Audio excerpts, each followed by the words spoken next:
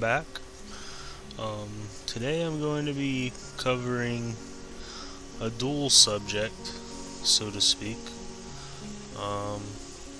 We've definitely been working on our mental imaging realm of thought with our 3D hollowed yet measurable grid of reference and our four quadrants: the air, the water, the earth, and the fire, as well as the soul at the very center, always coming back to a reference point in the center. So what we're going to move on to next from the elements, we're going to take this a step further and go into two of the most well-known symbolisms that have been around since the beginnings of civilization, really. That's all they really had to look at were the sun, the moon, and the stars. And they would make predictions based on these lights. They would be able to keep track of time and tell stories, as well as pass knowledge using these symbols.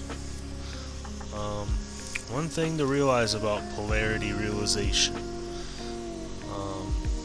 it has a lot to do with the ebb and flow of nature.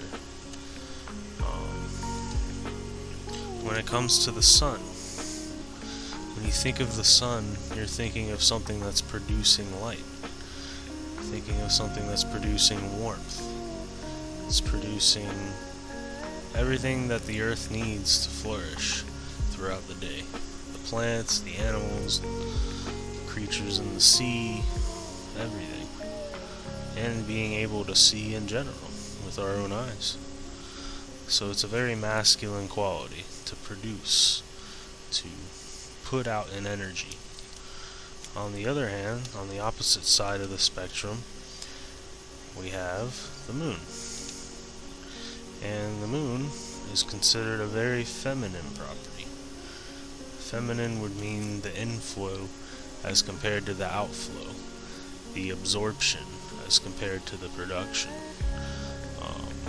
The moon is also considered non-physical, while the sun is considered physical. So, if we take these two polarities of the sun and the moon, and we apply that to our grid of reference we've been speaking about, on the left, that would make the non-physical spectrum the moon, the feminine. And on the right, the masculine sun.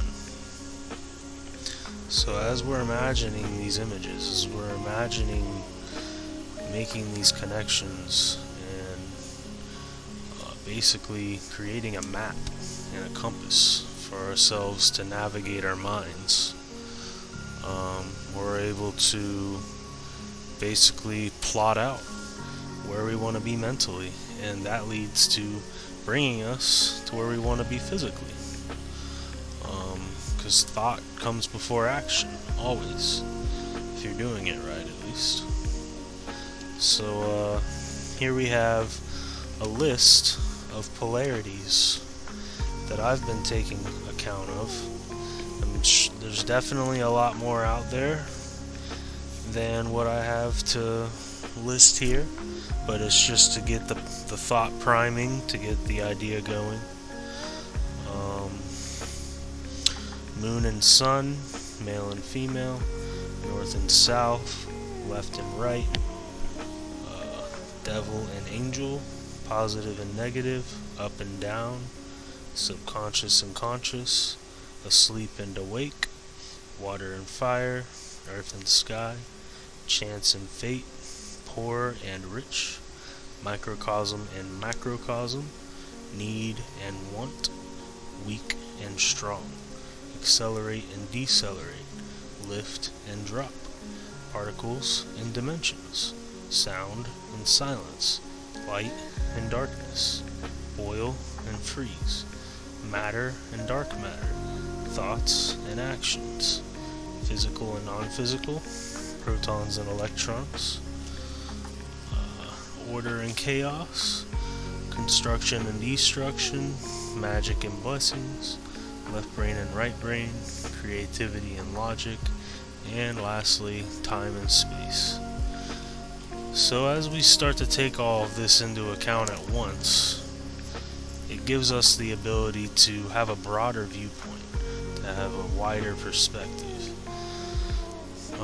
Polarity is found in every aspect of our physical three-dimensional plane of living, so whatever we think about inside of us, that is divided into an infinite spectrum of polarities in the non-physical plane.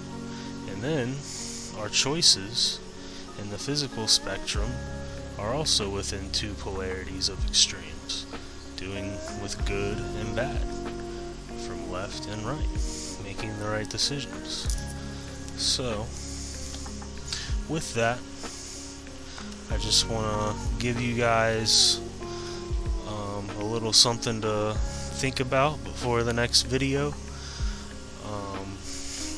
Try to make your own imagery within these quadrants, within the air and the water and the fire and the earth and the sun and the moon and the soul at the center.